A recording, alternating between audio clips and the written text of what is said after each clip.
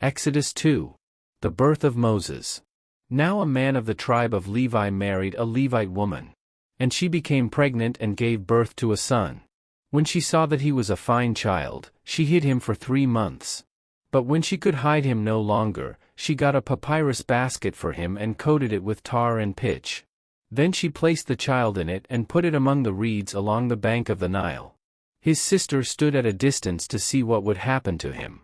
Then Pharaoh's daughter went down to the Nile to bathe, and her attendants were walking along the riverbank. She saw the basket among the reeds and sent her female slave to get it. She opened it and saw the baby. He was crying, and she felt sorry for him. "This is one of the Hebrew babies," she said.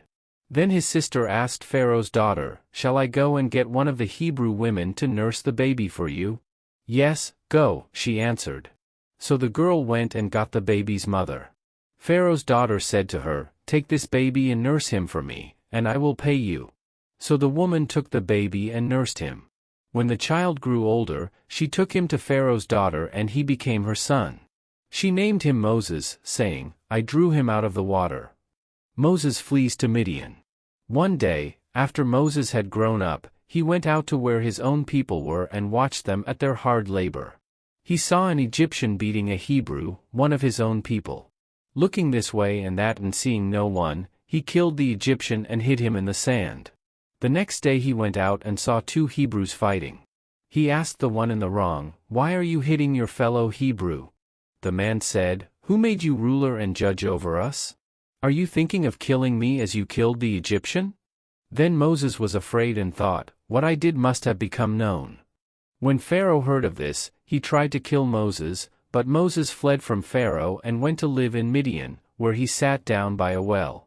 Now a priest of Midian had 7 daughters, and they came to draw water and fill the troughs to water their father's flock. Some shepherds came along and drove them away, but Moses got up and came to their rescue and watered their flock.